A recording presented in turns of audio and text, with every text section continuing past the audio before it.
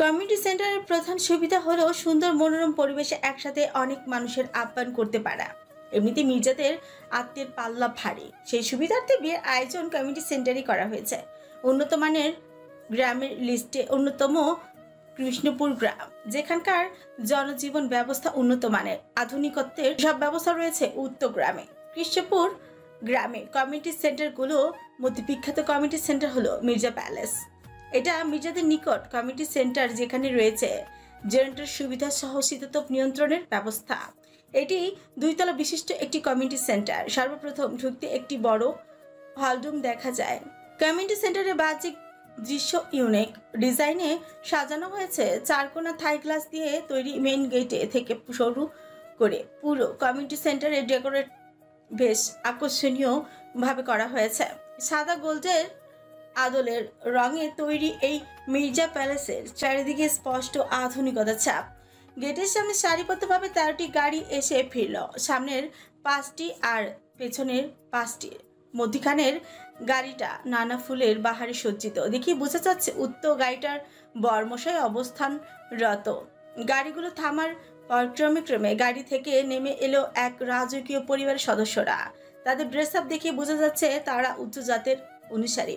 বিয়ে উপলক্ষে তরিমা চৌধুরী আজ পরিধান করেছে অফ হোয়াইট কালারের সিল্কের বেনারসি, গলায় ঝুলছে ডিজাইনের হরেক পাথরের কম্বাইন্ড মালা। শাহানা মির্জার পরনে রয়েছে গোল্ডেন জাপান শার্টিন সিল্কের শাড়ি, গলায় কানে এক সেট হীরার নেকলেস পরিধান করেছেন তিনি। তার স্ত্রী মেহেরিন নজর কাড়া লুক হলো। তিনি স্টেটমেন্ট ব্লাউজের সাথে গ্রে গ্লাস টিস্যু শাড়ি, সাথে গলায় গ্রে কালারের চিকন পাথরের নেকলেস। নাজিকার মা নওশিরেন পরনে রয়েছে এক্সপেন্সিভ ডিজাইনের শাড়ি। জানবি উর্মিলা এবং সাবা মির্জার পরনে সেম ডিজাইনের পাথরের কারুকাজে তৈরি গর্জিয়াস শাড়ি, সাথে ম্যাচিং জুয়েলারি। আয়রা, চাইশা, মাইরা এবং নাজিকা, তারা 4 বোন মিলে আজ একই রকম ড্রেস পরার পরিকল্পনা করেছে। তাদের চিন্তা ভাবনা অনুযায়ী পরেছে মেরুন রঙের ওয়েডিং পার্টি লেহেঙ্গা। হাতের কবজি ও গলায় উজ্জ্বলভাবে জলজল করছে শ্বেত পাথরের ডায়মন্ড। ইমদাদ চৌধুরী, শফিক চৌধুরী, আলতাফ মির্জা, নাজিকার বাবা কাদের আহমেদ এবং আবরারের বাবা ফরমান আলী মিলে সাদৃশ্য কাপড় চোপড় পরিধান করেছেন। তাদের পরনে dark green burgundy sweet. Aran পরেছে ক্রিম সাদা শেরওয়ানি, সঙ্গে চুড়িদার প্যান্ট আর নাগরাস্য, সঙ্গে নেওয়া দোপাট্টার বর্ডারের কোণে আনিসার পোশাকের সাথে ম্যাচিং আইভরি রঙের নকশাও রয়েছে। আর মাথা শোভা পাচ্ছে আইভরি পাগড়ি। তার শেরওয়ানির সঙ্গে পড়েছে বেশ কয়েক লেয়ার মুক্তার নেকপিস। অনুষঙ্গ হিসেবে হাতে পড়েছে ঘড়ি আর আংটি। শোয়েব আর আরিয়ান গায়ে জড়িয়েছে ব্লু ভেলভেট এমব্রয়ডারি করা crystal chain patchwork sherwani set. সামনের 3টা আর পেছনের 3টা গাড়িতে রয়েছে বডিগার্ড। তাদের কাজ হলো মধ্যখানের 6টি গাড়িতে অবস্থানরত মানুষদের নিরাপত্তা নিশ্চিত করা। শেহজাদ এমন একজন মানুষ যে নিজের পরিবার নিয়ে কঠোর সতর্ক। সেই কোনো কালেই পরিবারের নিশ্চয়তা ভাগ্যের উপর ছেড়ে দেন না। নিজের বিবেক বুদ্ধির ওপরই নির্ভর করে সচেতনতা অবলম্বন করে তাদের নিরাপত্তা দেয়। পুরো দুনিয়ার কাছে ওয়াসিফ শেহজাদ চৌধুরী একজন প্রসিদ্ধ মেডিসিনের বিজনেসম্যান, যার খ্যাতির কোনো কমতি নেই বাংলাদেশে। সেই সাথে স্বনামধন্য ও ব্যক্তির শত্রু ও অভাব নেই। দুশ্মনরা চাতক পাখির ন্যায় ঘাপটি মেরে বসে আছে তার পরিবারের ক্ষতি করার উদ্দেশ্যে। কারণ কোথাও না কোথাও ওয়াসিফ শেহজাদ চৌধুরীর দুর্বলতা যে তার ফ্যামিলি, সেটা শত্রুপক্ষ খুব ভালোভাবেই জানে। আজ থেকে 4 বছর আগে হিয়া উধাও হয়ে যাওয়াটা শেহজাদ এখনো মেনে নিতে পারেনি। সেই দিনের পর থেকে ফ্যামিলি সিকিউরিটি গণহারে বাড়িয়েছে সে। যদিও শেহজাদ জানে হিয়া এখনো সুরক্ষিত আছে, তার কেউ কাছের মানুষ প্রতিহিংসার লোভে হিয়াকে কিডন্যাপ করেছে। একটা সময় এসে যাতে তার বিরুদ্ধে হিয়াকে ব্যবহার করতে পারে। কারণ ওয়াসিফ শেহজাদ চৌধুরীর জীবনে একটা বড় দুর্বলতার অধ্যায় হলো হিয়া। তবে তারা হয়তো জানে না, তাদের থেকে 1 কদম এগিয়ে গ্যাংস্টার বিএসকে। গাড়ি থেকে নামার পর দোতলার করিডোর, এমনকি যে যেদিক দিয়ে পারে সেদিক দিয়ে পুরো পরিবার দেখছে ভাবটা এমন যেন কোনো সেলিব্রিটি ফ্যামিলির আগমন হয়েছে, যাদের চক্ষু দর্শন করার জন্য সবাই ব্যস্ত তাগিদে লেগে পড়েছে। পুরো চৌধুরী পরিবার সর্বপ্রথম জমিদার বাড়িতে গিয়েছিল। তারা পুরো মির্জা পরিবার সমেত উপস্থিত হয়েছে কমিউনিটি সেন্টার মির্জা প্যালেস। গাড়ি থেকে নামা মাত্র আরান সাথে চৌধুরী শুদ্ধ সকলে গেটের দিকে অগ্রসর হতে লাগলো। বিয়েতে উপস্থিত অ্যাডাল্ট ছেলেদের ওয়েডিং থিম হলো ব্ল্যাক কালারের জ্যাকেট, স্টাইলের ওয়েডিং শেরওয়ানি। তাই তারা সকলে এই একই ডিজাইনের শেরওয়ানি পরেছে। তবে আবরারের ড্রেস আপ সবার থেকে একটু ব্যতিক্রম। সে এক্সট্রা ফ্যাশনের জন্য গলায় একটা ডিজাইনের কালো ওড়না পেঁচিয়েছে, মুখের আদল লেপটে আছে মনোমুগ্ধকর হাসি। সব মিলিয়ে আবরারকে এখন জেন্টলম্যান দেখাচ্ছে, যাকে বলে একেবারে হিরো। কমিউনিটি সেন্টারের অর্ধেক সিঙ্গেল মেয়ের কেন্দ্রবিন্দু এখন আবরার। গেটের সামনে লাল ফিতা ধরে দাঁড়িয়ে আছে এক ঝাঁক মনুষ্যর দল। তাদের উদ্দেশ্য কিভাবে বরের কাছ থেকে টাকা হাতানো যায়। বরপক্ষের গেট দিকে আসতে আগ্রহ যেন দ্বিগুণ তোড়ে বেরিয়ে গেল উপস্থিত সকলে। সবাই লাইন ধরে দাঁড়িয়ে তাদের একটু সামনে, ঠিক মধ্যখানে নেতা স্বরূপ আবরার দাঁড়িয়ে আছে। এদিকে উত্তর স্থানে বরপক্ষ পৌঁছতেই তাদের মাথায় যেন আকাশ ভেঙে পড়ল। আবরারকে এইখানে দেখে বড় সড় একটা ঝটকায় খেলো আরান। সকাল থেকে আবরারকে তন্ন তন্ন হন্য হন্য করে খুঁজেছে সবাই, কিন্তু এত খোঁজার পরেও আবরারের ছায়া অবধি দেখা মিলেনি। মূলত এখন আশ্চর্যের কথা হলো, আবরার বরের ভাই হয়, কনেপক্ষ হয়ে কেন ঘুরে বেড়াচ্ছে? এই আচরণ কিছুতে শোভা পায় না। অন্যদিকে এতক্ষণ ধরে উপস্থিত সকলে বরের আগমনে মশগুল ছিল। অপেক্ষার প্রহর গুনছিল বরের দর্শন পেয়ে। অবশেষে তাদের জল্পনা কল্পনার সমাপ্তি ঘটেছে। তারা আগাম নিজেরাই তদারকি শুরু করলো মেহমানদের। বরপক্ষ গেটের কাছাকাছি পৌঁছতেই কয়েকজন মেয়ে নিচের দিকে ঝুঁকে হাত দুটো রাউন্ড আকারে ঘুরালো, যার অর্থ তারা মেহমানদের ওয়েলকাম জানাচ্ছে। এই আইডিয়াটা আবার আবরার কর্তৃত্ব ছিল। উত্তর স্থানে আসার পর এভাবে ওয়েলকাম জানাতে দেখে প্রশস্ত হাসলো আরান। এরপর আবরারকে দেখা মাত্রই কোনো কিছু না ভেবে অকপটে জিজ্ঞেস করে বসলো, আবরার তুই এখানে? আর তোকে সকাল থেকে খুঁজতে করতে সবাই হয়রান হয়েছে। আসার আগে একবার বলে আসতে হতো। কাউকে না জানিয়ে এভাবে আসাটা ঠিক হয়নি তোর। পরক্ষণে আবরারের প্রকৃত অবস্থান মনোনিবেশ হতে আরান সচকিত হয়ে বলে উঠল, 1 সেকেন্ড আবরার, তুই বরের ভাই হয়ে কনে পক্ষের হয়ে কেন দাঁড়িয়ে আছিস? আরানের প্রশ্নের পাশে আবরার মুচকি হাসল, যা দেখে ইতিমধ্যে নাজিকার তীব্র খরায় চৌচির হওয়া হৃদয় এক পশলা পানির ছিটা পড়েছে। পুরো একটা দিন হয়ে গেল আবরারকে সে সশরীরে দেখে না। এই একটা দিন নাজিকার কাছে পুরো একটা যুগের মতো ঠেকেছে। এত স্নিগ্ধ অনুভূতি তার যে সে এখন আবরারের দিক থেকে নজর ফেরাতেও পারছে না। যেন বহু বছরের চক্ষু তৃষ্ণা মেটাচ্ছে সে। কিন্তু সেই ভাগ্যবান সুপুরুষটি একটিবারের জন্য এই ভালোবাসার কাঙাল মেয়েটির দিকে ফিরেও তাকালো না। নাজিকা বুঝে উঠতে পারে না সে এতটা ভালো কখন বাসলো এই হৃদয়হীন পুরুষকে। কারণ আমি এখন আর বরপক্ষের দলের কেউ নই, আমি কোনে পক্ষের লোক। এখন ফ্রেন্ডের বোনের বিয়ে অ্যাটেন্ড করতে এসেছি। এখন তুমি আরান মির্জাকে আমি চিনি না।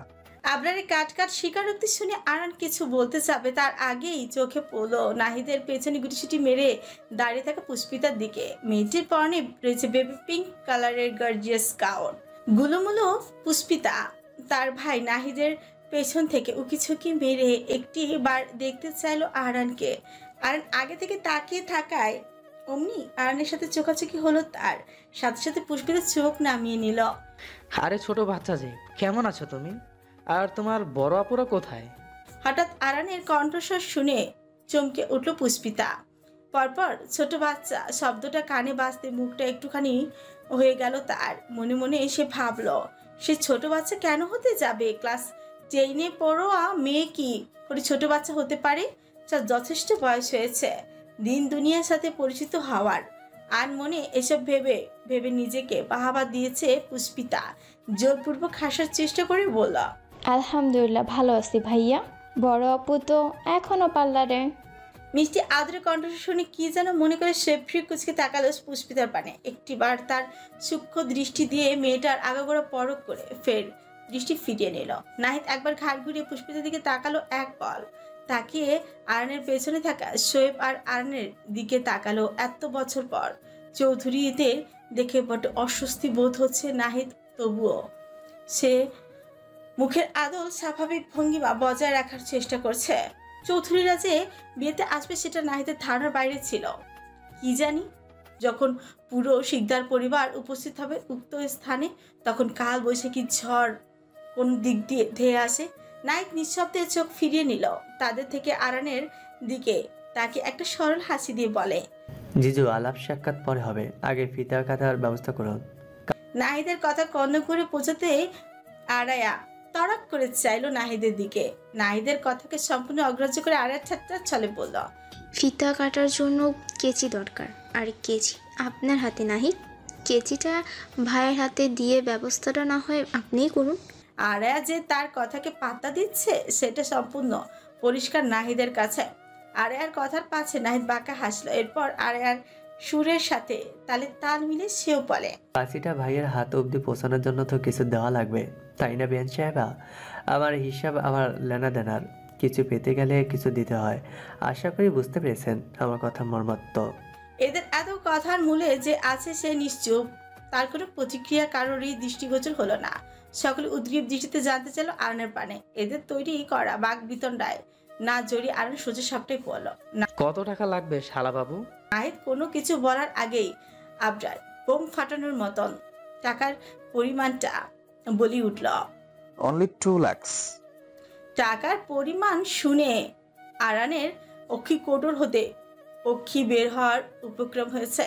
আরায়া বিস্ফোরিত নয় তাকালো আবরারের পানে। বাকিদের কোনো রূপ প্রতিক্রিয়া দেখা গেল না। তারা শুধু পাথরের মূর্তির মতো দাঁড়িয়ে শুধু শুধু তামাশা দেখে যাচ্ছে। আরায়া তার ছানা বড় চক্ষু সমেত ঘোর বিরোধিতা করে বলে, হোয়াট, 2 লাখ টাকা? আবরার ভাই এত টাকা আনেনি শুদ্ধ? আচ্ছা, আরায়ার চূড়ান্ত লক্ষ্য হলো কিছুতেই টাকা বেশি দেওয়া যাবে না, যত পারবে তত কমাবে। আরায়া ধারণা মতে এইসব খুনসুটিতে পাওয়া যায় আসল বিয়ের মজা, তাই একটা মাত্র ভাইয়ের বিয়েতে মজা তো করবেই। আজ নাহিদও নিজের সিদ্ধান্তে অনড়, একটা টাকাও ছাড় দেয়া যাবে না। কাল বিলম্ব না করে নাহিদ মেন গেটের সামনে দাঁড় করিয়ে রাখা গাড়িগুলোর দিকে আঙুল দেখে ভাবলেশীন ভাবেই বলে, না আনলে নাই, ওদের গাড়ি দেখতে পাচ্ছ? ওই গাড়ি করে বাড়ি ফিরে যেতে বলো তোমার ভাইকে, কারণ টাকা না দিলে ফিতা কাটতে পারবে না, আর ফিতা না কাটলে ভেতরে যেতে পারবে না। তার চেয়ে বরং বেয়ান সাহেবা আপনারা গাড়ি করে বাড়ি ফিরে যান। এদের এত কথা 2 পয়সারও দাম দিল না। আর উল্টো তাদের দিকে তাকে গুরুতর ভাষে বলল, সব বুঝলাম, কিন্তু আমি যদি চলে যাই তাহলে বিয়েটা কিভাবে হবে? তাই তোমাদের উচিত আমায় সাইড দেওয়া। আরানের পেছনে উপস্থিত চৌধুরী কিংবা মির্জা পরিবারের সদস্যরা কোনো রূপ শব্দ উচ্চারণ করছে না। এই চিত্র তাদের বেশ মনোহর লাগছে, তাই তারা সকলেই নীরবতা পালন করে মুহূর্তটা তৃপ্তির সাথে অনুভব করছে। তবে আরিয়ান প্রচণ্ড বিরক্ত। এসব মেলোড্রামা কোনো কালে আরিয়ানের পছন্দ ছিল না, আজ তার এসবে কোনো আগ্রহ নেই। এতক্ষণ ধরে এদের বার্তা আদান প্রদান এর মাঝে বাম হাত ঢুকিয়ে আচানক আসিফ খামখেয়ালি ভাব নিয়ে বলে উঠল, সাইড তো অবশ্যই দিব ভাইয়া, তার আগে আপনি টাকা দিন। এতক্ষণে তর্ক বিতর্কে আরান বুঝে গিয়েছে যে এদের সাথে পেরে উঠবে না। আসার সময় যা নিয়ে এসেছে সবটা দিয়ে আফসোস হার মানল সে। এক পর্যায়ে আরান বেহুদা তর্কে সময় নষ্ট না করে স্বাভাবিক অভিব্যক্তিতে বলে, বর্তমানে আমার কাছে 1.5 লক্ষ টাকা আছে, এগুলো নাও আপাতত, বাকি 50,000 পরে দিব। দুপক্ষের এই যুদ্ধে শেষমেশ কনিপক্ষেরই জয় হলো। বরপক্ষের অর্থাৎ আরায়া হেরে গেছে। এটা দেখে মেয়েটার মুখে চুপসে এলো, উঠে তাকালো মায়ের দিকে। তার মা উর্মিলা চোখের ইশারায় সংকেত দিল শান্ত থাকতে। আর এই কথার মাঝপথে তন্নি বাদ সেদে হৃদ্র দৃষ্টিতে তাকিয়ে তাকে সন্দেহের তালিকায় যুক্ত করে বলে, যদি পরে না দেন টাকা তাহলে? আরান দীর্ঘশ্বাস ফেললো, কি একটা অবস্থা! এরা আজ ভেতরে যেতে দিবি না নাকি? তাকে কি আবার বাড়ি গিয়ে টাকা আনতে হবে? সে কি আগে ভাগে জানতো এদের চাওয়ার অ্যামাউন্ট এত বড় হবে? আরান যখন মনস্তাত্ত্বিক ভাবনায় বিভোর ছিল তখনই আচমকা অবুঝ পুষ্পিতা ফট করে চেঁচিয়ে বলে উঠল, তাহলে আর কি, বিয়ে শেষে নিশাপুকে নিয়ে আবার আমরা বাড়ি চলে যাব। তখন আবার 16 বছর পরে বাকি টাকা পরিশোধ করে বউ নিয়ে যাবে ভাইয়া। পুষ্পিতার এহেন কথায় সকলে চোখ বড় বড় করে তাকালো তার দিকে। এইটুকুনি পুচকি মেয়ের কথা শুনে সবাই হতবিহ্বল। একের পর এক ঝটকা কারেন্টের শকের বিচ্ছে আরানের পৌরুষালী শরীরে। সাথে সাথে নাহিদ একটা গাঁটটা বসালো পুষ্পিতার মাথায়। চিন্তা করো না পুষ্পরানী, টাকা মিস যাবে না, আজকে রাতের মধ্যেই টাকা হাতে পেয়ে যাবে।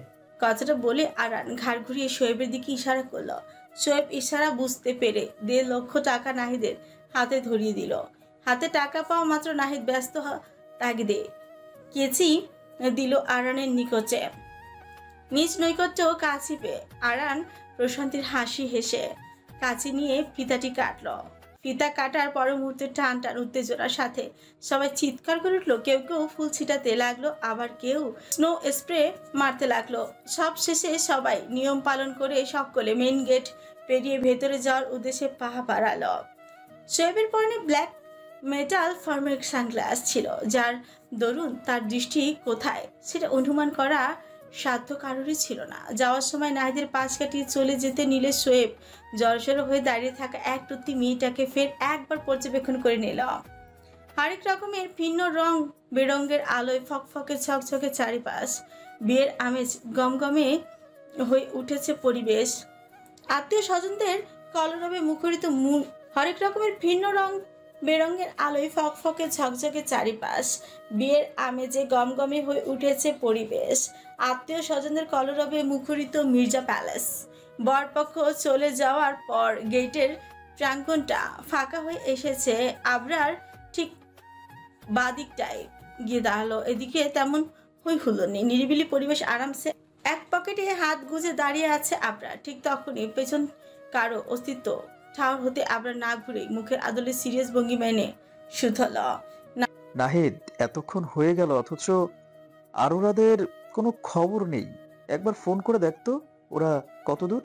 নাহিদ আবরারের পেছনে থাকা অবস্থায় খানিকটা তেতো গলায় জবাব দিল, এত হাইপার হওয়ার দরকার নেই ভাই, মেয়ে মানুষ স্বাস্থ্যে স্বাস্থ্যে কয়েক যুগ ফেলবে, এটাই প্রকৃতির নিয়ম। নাহিদ সম্পূর্ণ কথা শেষ করতে পারল না, তার আগেই তার কথা গলার মাঝখানে আটকে গেল। কেননা নাহিদের কথার মাঝপথে একটা মেয়ে তাদের শিউরে এসে দাঁড়ালো। আবরার চোখ মুখ কুচকে তাকালো মেয়েটির পানে। এতে যেন মেয়েটি দ্বিগুণ হারে ক্রাশ খেলো আবরারের প্রতি। মেয়েটির নাম হলো অনু। বিয়েতে এসেছে থেকে অনু নামক মেয়েটি মিটিমিটি হাসছিল আবরারের দিকে, যে এটা আবরার অনেক আগেই লক্ষ্য করেছিল। পরপর মেয়েটির রিয়াকশন দেখে রাগে আবরারের গা পিত্তি জ্বলে উঠেছিল। তবু সম্মান রক্ষাতে সে চুপই ছিল, চায় না বিয়েতে কোনো প্রকার ঝামেলা হোক। মেয়েটিকে অবলোকন করেই বোঝা যাচ্ছে অল্প বয়সী হবে, কিন্তু এখন এই মেয়ে এইখানে কেন এসেছে সেটাই বুঝলো না আবরার। আবরারের প্রশ্নাত্মক চাহনি অনু পরোক্ষভাবে একটিবার পর্যবেক্ষণ করে মিনমিনিয়ে বলে, আপনার এফবি আইডিটা কি দেওয়া যাবে? কথাটা শোনা মাত্র আবরার বিস্ময় সীমাহীন পর্যায়ে গিয়ে পৌঁছালো। আবার এখন নিঃসন্দেহে বলতে পারবে এই মেয়েটা নিশ্চয়ই পাগল, নয়তো এর মাথার তার কয়েকটা ছিঁড়ে গেছে। তাই তো সোজাসুজি এফবি আইডি চাইতে চলে এসেছে। মেয়েটির কথার বিপরীতে আবরার সাথে সাথে থমকে উঠল। এই মেয়ে কি সব যাতা বলছো? আমার এফবিআইডি নিয়ে তুমি কি করবে? আবরারের ধমকে মেয়েটির ছোট্ট তনু কেঁপে উঠল। তবুও মেয়েটি হার মানল না, চুপ থাকার বদলে উল্টো সুচিন্তিত ভাবে উত্তর দিল, আমার না আপনাকে অনেক ভালো লেগেছে, তাই কথা বলতাম আর কি। মেয়েটি তার মুখের ভাষা শেষ করতে পারল না, তার আগেই আবার অনু নামক মেয়েটির মুখের ভাষাকে বিশ্রী ভাষায় তিরস্কার করে উঠল। এই অসভ্য মেয়ে, এসব কি বলছো তুমি? মাথা ঠিক আছে তোমার? বাই দ্য ওয়ে, তুমি কোন ক্লাসে পড়ো? শেষের প্রশ্নটা করার সময় আবরারের আদলে স্পষ্ট ফুটে উঠেছিল আগ্রহের রেশ। আবরারের এইরূপ প্রশ্ন শুনে অনু নেত্রযোগ্য চিকচিক করে উঠল। তার মানে লোকটা তার সম্পর্কে খোঁজ খবর নিচ্ছে, তার ব্যাপারে জানতে চাচ্ছে। এটা ভেবে অনু খুশিতে গতগত করে উত্তর দিল, ক্লাস 9। উত্তরটা শুনে আবরারের মুখটা আপনা আপনি হা হয়ে এলো। ভাবা যায় এইটুকুনি এক রত্তি মেয়ে কিনা এফবি আইডি খুঁজতে চলে এসেছে। কিন্তু আবরারও দমে যাওয়ার পাত্র নয়। এত প্যাচাল আর ভালো লাগছে না। এই উদ্ভট পাগল মেয়ে কখনো তার ধাঁচের হতেই পারে না। আবরার শেরানির হাতাটা একটু উপরে তুলতে তুলতে শক্ত কণ্ঠে চিল্লিয়ে বলে, একটা চড় দিব বেয়াদব মেয়ে। এই বয়সে তোমার লেখাপড়া করা উচিত, আর তুমি কিনা আমার এফবিআইডি চাইতে এসেছো। আজ এর একটা বিহিত করব, চলো তোমার বাবার কাছে যাই, তোমার নামে নালিশ করব আজ তোমার অভিভাবকের কাছে। বাবা মায়ের কাছে নালিশ করবে কথাটা শোনা মাত্র অনুর চিত্ত ঠক করে উঠল। ভয়ে জর্জরিত অনু শুকনো চোখ 7-5 না ভেবে তৎক্ষণাৎ ভোদর দিল। এভাবে অনুকে ভয় পালিয়ে যেতে দেখে নাহিদ উচ্চস্বরে হেসে উঠল, যা দেখে আবরার সমস্ত চিত্ত রাগে থরথর করে কেঁপে উঠল। নাহিদ হাসতে হাসতে আবরারের পিঠে চাপড়ে বলে, ভাই মনে হয় পিচ্চিটা তোর হ্যান্ডসাম রূপ দেখে তোর উপর টাচকি খাইছে, তাই ডিরেক্ট প্রস্তাব দিল।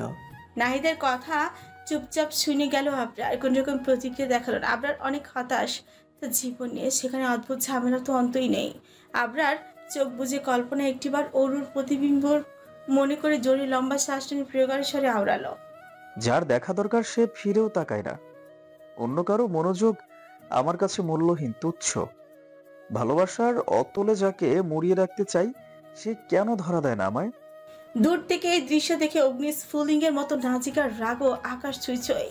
এই মেয়ের এত সাহস, সে আপনার দিকে নজর দেয়, যার মনোযোগ পাওয়ার জন্য যেখানে সে এত বছর ধরে অপেক্ষা করছে, সেখানে এই 2 ইঞ্চির মেয়ে এসে নিমিষে আবরারের মন কাটতে চাইছে। আবদার কত তার!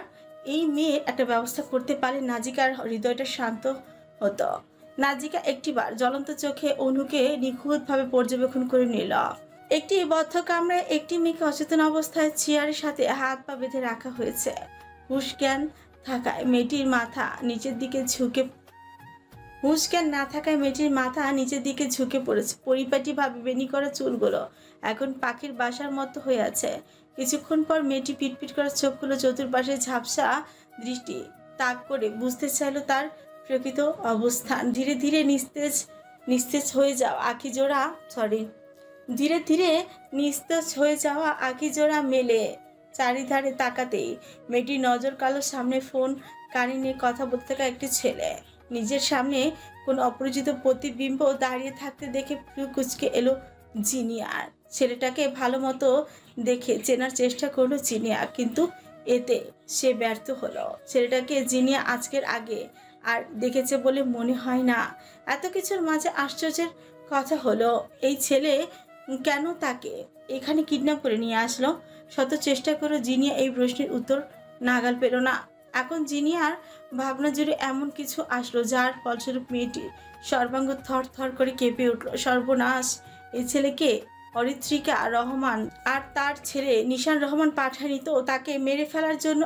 এবার নিশ্চয়ই নিরুপায় জিনিয়াকে মৃত্যুর স্বাদ গ্রহণ করতেই হবে। এইসব হাবিজাবি জল্পনা করে আত্মসম্মানী মেয়েটা সবটুকু জেদ আত্মত্যাগ ঠুনকো হয়ে টুকরো টুকরো করে ভেঙে চুরমার হয়ে গেল। তার ষষ্ঠ ইন্দ্রিয় ক্রমে ক্রমে তাকে বিপদের সঙ্গে জানান দিতেই বোকা মেয়েটি অতিরিক্ত মনস্তাত্ত্বিক চাপে পড়ে যায়। অতঃপর ভাঙা গলা চিৎকার দিয়ে শুধু হয়, কে আপনি? আমাকে এখানে এনেছেন কেন? কণ্ঠে তার দুর্বলতা থাকলেও তার মাঝে আটকে আছে কঠোর সসম্মান। আকস্মিকভাবে কোনো মেয়েলি চিৎকার কর্ণগোচরতে ফোন করে ব্যস্ত রিক ত্বরান্বিত চাইলেও পরক্ষণেই জিনিয়ার প্রতিচ্ছবি দর্শনে আসতে কান থেকে ফোন নামিয়ে ফেলল। তারপর বিনা বাক্যে সামনে কয়েক কদম এগিয়ে জিনিয়ার করা প্রশ্নের পাশে স্বাভাবিক ভঙ্গিতে উত্তর দেয়, আপাতত আমাকে তোমার প্রতিবেশী মনে করতে পারো যতক্ষণ এখানে আসো তুমি। রিকের কথা শুনে জিনিয়া ভ্রুকুঞ্চিত কুটি করে আরো কিঞ্চিত পরিমাণ কুচকে এলো। ছেলেটা কি পাগল? এসব কি বলছে? সে কেন শুধু শুধু ছেলেটাকে প্রতিবেশী ভাবতে যাবে? অদ্ভুত তো। আচমকা কিছু সময় আগের ঘটনা স্মৃতির পাতায় ভাসতে জিনিয়ার অক্ষি কোটর ভর করল অজস্র অশ্রুকণা। অরুর কথা মনে পড়তে জিনিয়ার হৃদয়টা ভারাক্রান্ত হয়ে এলো। ওরু কোথায়? আমার ওরু কোথায়? আমার ওরুকে কোথায় রেখেছিস? সত্যি করে বল শয়তান। সর্বশক্তি দিয়ে চিৎকার করে কথাটা বলে উঠল জিনিয়া। তার চিৎকারের প্রতিটা ধ্বনি এই দেয়াল থেকে ওই দেয়ালে বাড়ি খেয়ে চঞ্চন করে রিকের কানে বাজলো। তাতে দশ চেপের নিজের রাগ নিয়ন্ত্রণ করার ব্যর্থ চেষ্টা করলো রেক, কিন্তু এতে তার রাগ আংশিক পরিমাণ কমলো না। কারণ ইতিমধ্যে জিনিয়া ফের চিৎকার করে তিক্ত ভাষায় তাকে তিরস্কার করতে লাগলো। কি হলো? আমার ওরকে কোথায় রেখেছিস বল? তোকে ওই অরিত্রিকা রহমান পাঠিয়েছে তাই না? ওর কোনো ক্ষতি করলে আমি... এই মেয়ে চুপ। অযথা মুখের ভাষা কেন খারাপ করছো? আমি কি তোমার সাথে খারাপ আচরণ করেছি একবারও?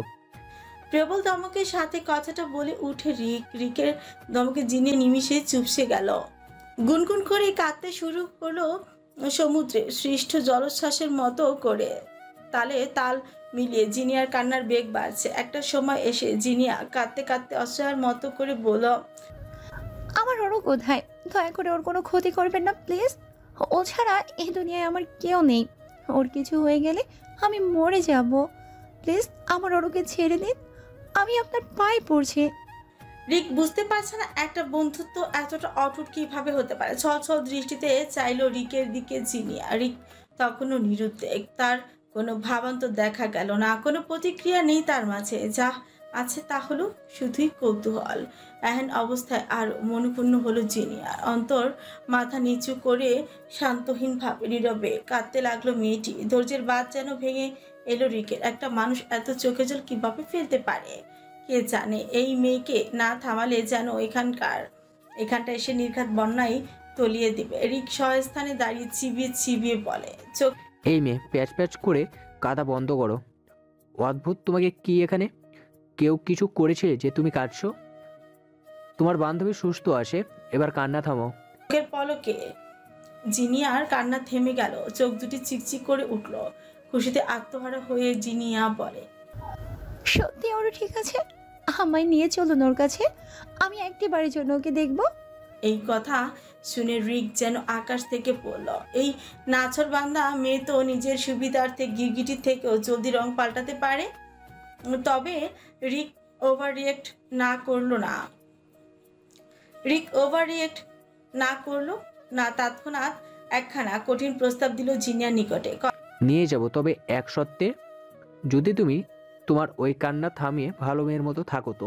কথাটা বলে রিক আর এক মুহূর্ত দাঁড়ালো না। জিনিয়ার পাল্টা জবাব শোনার প্রয়োজন বোধ মনে করলো না। গটগট পায়ে বাহিরে যাওয়ার উদ্দেশ্যে পা বাড়ালো। দরজার সামনে আসতে একজন কালো বেশভূষা আবৃত লোক দরজা খুলে দিল। দরজা ক্রস করে যাওয়ার সময় রিক আদেশের মতো করে গম্ভীর স্বরে বলে, যতক্ষণ না ভাইয়ের কাজ সম্পূর্ণ হচ্ছে ততক্ষণ পর্যন্ত এই মেয়েকে আটকে রাখো। কাজ শেষ হওয়ার আগে ছাড়া যাবে না এই মুসিবতকে। তীব্র আলোর ছাটা চোখে আছড়ে পড়তে চেতনা হলো অরুর। চেতনা ফিরতে ধীরে ধীরে দুর্বল আক্ষি জোড়া মেলতে সর্বপ্রথম অরুর নজরে কালো ব্লেড হোয়াইট সিলিং। এসির তাপমাত্রা অত্যাধিক হওয়ায় পুরো কামরা বরফের মতো ঠান্ডা হয়ে গেছে। গায়ের উপর যত্ন সহকারে একটি কম্বল মুড়ানো রয়েছে, যার দরুন ঠান্ডা থেকে একটু হলো রেহাই পেয়েছে মেয়েটা। ফ্রন্টাল অস্থি থেকে অক্সিপিথাল অস্থি পর্যন্ত পুরো মাথা ব্যথা টনটন করছে। পাশ ফিরে ডান হাত হাতড়ে অরু নিজেকে বিছানায় শো অবস্থায় আবিষ্কার করলো। বিছানা থেকে ওঠার চেষ্টা করে চারিপাশে গোলাটে আর এলোমেলো দৃষ্টি পেল। জানতে চাইলো সে এখন কোথায় আছে, কিন্তু তার আগে মাথাটা ভনভন করে ঘুরে উঠলো। চিৎপটাং হয়ে পড়লো ফের বিছানায়। দু হাত দিয়ে মাথার দুপাশে চেপে ধরে চোখ মুখ খিচে রইল ওরু। পুরো মুখশ্রী জুড়ে দুর্বলতার ছাপ স্পষ্ট। এভাবে আধ ঘন্টা খানেক পর অরু চোখ খুলে আছোয়া হয়ে বসল। নিঃশ্বাসে অক্সিজেনের সাথে কিছু বিদঘুটে গন্ধ নাকে প্রবেশ করতে এই কুঞ্চিত ভ্রুজোড়া আরো খিচে ফেললো মেয়েটা। ঝাঁঝালো মদের গন্ধে মমা উত্ত কামরা, চতুর্দিকে ভেসে বেড়ানো এই মদের গন্ধরই বলে দেয় এখান থেকে আংশিক দূরত্বে হয়তো এসব ছাইপাশ কেউ গিলছে। গায়ের উপর থেকে কম্বলটা সরিয়ে বিছানা থেকে নামার জন্য ফ্লোরে পা রাখতেই ফের তার শরীর দুর্বলতা এসে হানা দিল। মুহূর্তে মাথাটা ফের ঘুরে উঠল। নিজের এই নাজেহাল অবস্থা দেখে অরুর ভীষণ কান্না পেল।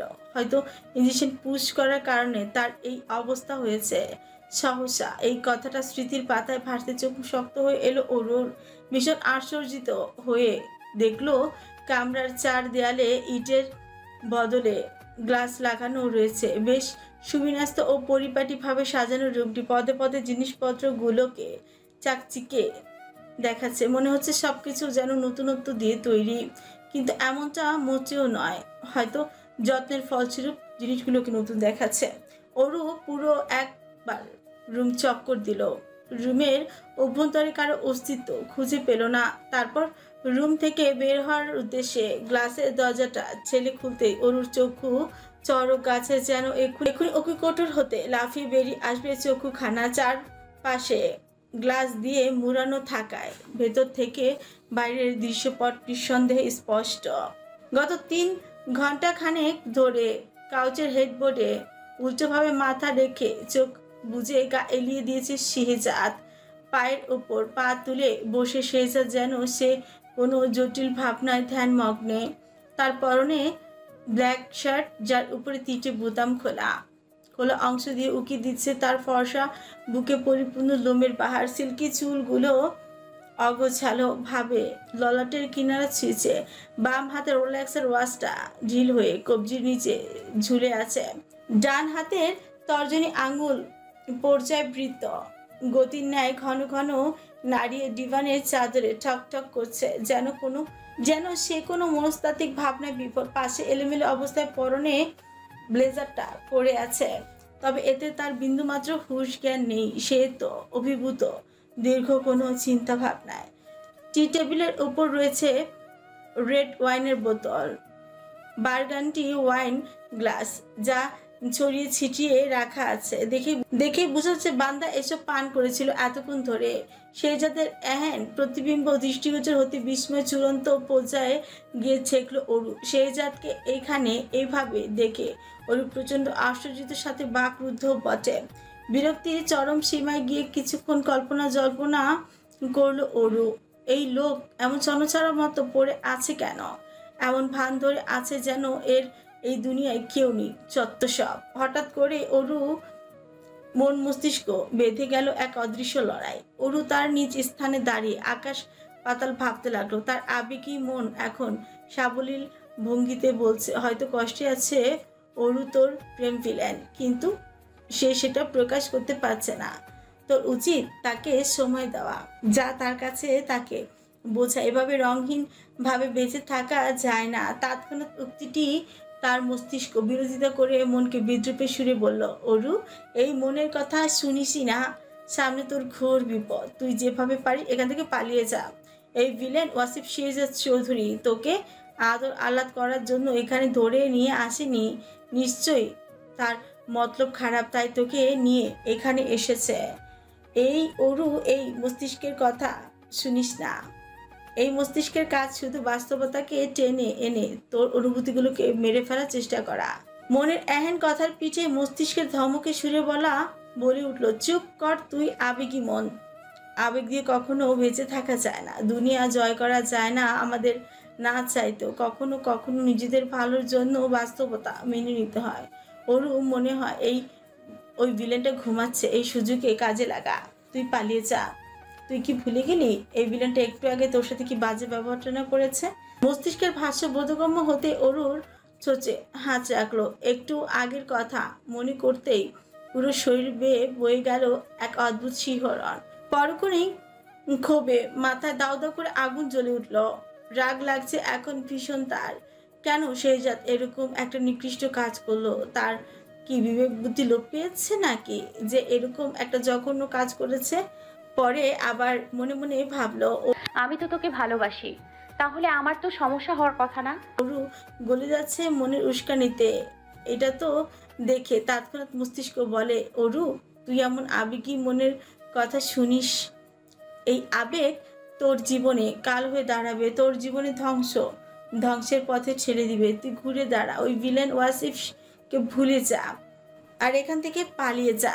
মস্তিষ্ক আর গহীনে বিরাজমান হৃদয়, এই দুই ভাবনার ভাষ্যের টানাপড়ে ওরু এখন জঘন্য হয়রানির শিকার।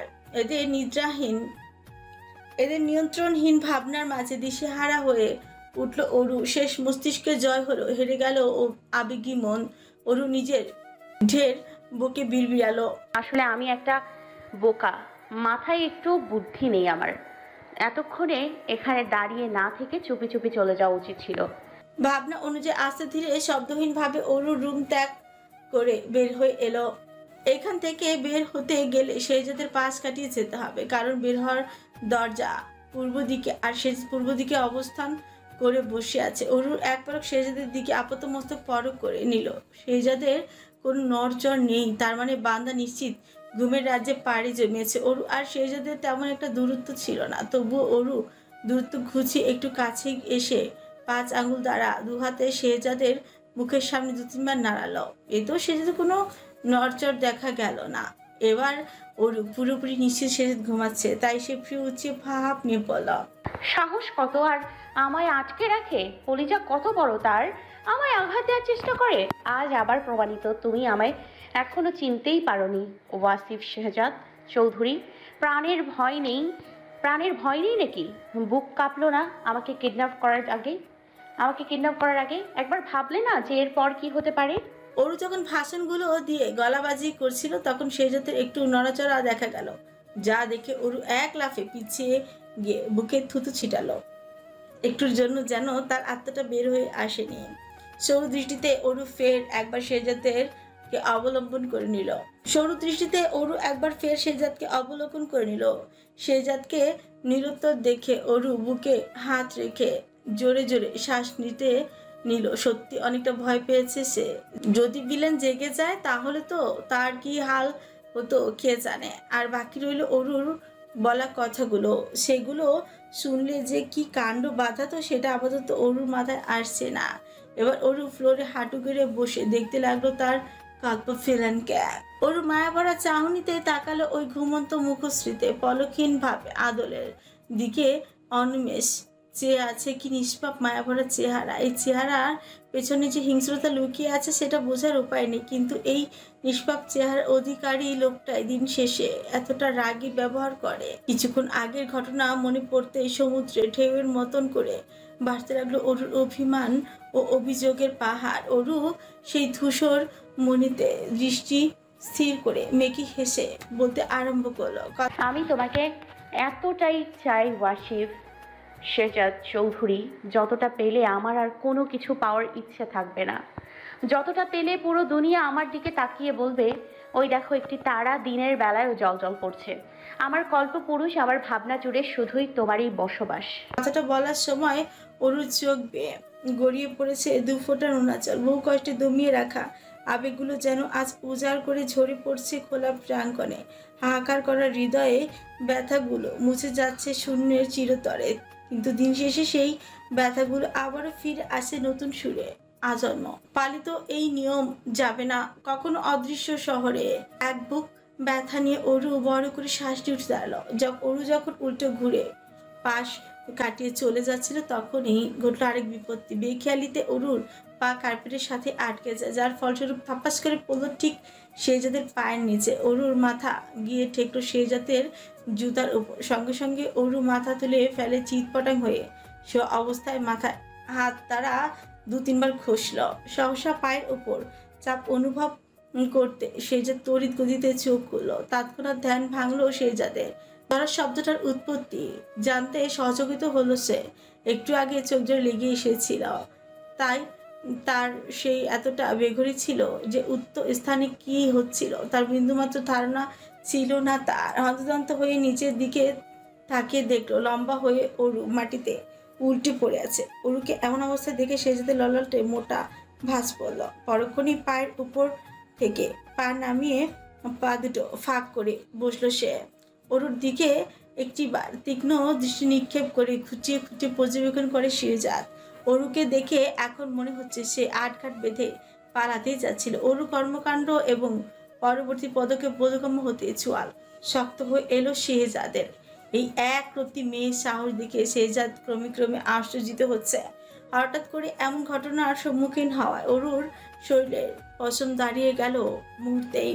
হৃদস্পন্দনের গতিবেগ আলোর গতিতে ছুটতে লাগলো। অরু ভয়ত দৃষ্টি নিক্ষেপ করে মৃদু হাসার চেষ্টা করলো, কিন্তু এতে কোনো লাভ হলো না। শেহজাদের চেহারা আগের ন্যায় শক্তপোক্ত দেখালো। এখন অরুর মনে হচ্ছে কেন সে সোজা পালিয়ে গেল না। এতক্ষণ ধরে এত কাহিনী কেন করলো সে? আজ হয়তো এই কাহিনী না করলে তাকে এই হিংস্র মানবের মুখোমুখি হতেই হতো না। শেহজাদের মুখমণ্ডলে নেই কোনো কামুকতা, যা আছে কেবল হিংস্রতা। শেহজাদের এমন চাহনি অরুর কোমল অন্তর মহলে তুমুল ঝড় বাঁধিয়ে দিল, যেন কিয়ৎ ব্যবধানে অন্তর্গহীনের সমস্ত কিছু চুরমার হয়ে লণ্ডভণ্ড হয়ে যাবে। কাঁপতে থাকা শরীরটাকে কোনো রকমে ধাতস্থ করলো অরু। শেহজাদ এখনো নিস্পন্দন, তার বাজ পাখির মতো নেত্র যুগল দিয়ে আছে। তার সেই দৃষ্টি ধনুকের ন্যায় গিয়ে বিঁধল অরুর অন্তরে। এখন যেন অন্তর ফুটো হওয়ার উপক্রম হয়েছে। শেহজাদ কাউচে বসা অবস্থায় নিচের দিকে ঝুঁকে অরুর থুতনি তর্জনী আঙুল দিয়ে একটু উপরে তুলে নিজের মুখশ্রী বরাবর করে নিগুড় স্বরে বলল, পালাতে পালাতে দুনিয়ার এক কোণে লুকালেও আমার নজর থেকে কখনো নিজেকে আড়াল করতে পারবে না তুমি, কারণ কেউ নিজের বিশ্বের মাঝে কখনো নিজেকে লুকাতে পারে না ইউনিভার্স। শেহজাদের বলা প্রতিটি শব্দ গভীর থেকে গভীরতম শোনালো অরুর কাছে। ইলেকট্রো ম্যাগনোর ন্যায় অরুর প্রতিটি শিরায় শিরায় নিমিষেই যেন দাগ কেটে ফেললো শব্দগুলো। কাঁপতে থাকা অরু নিজের ভবিষ্যৎ নিয়ে ভাবতে লাগলো, কি হবে এরপর।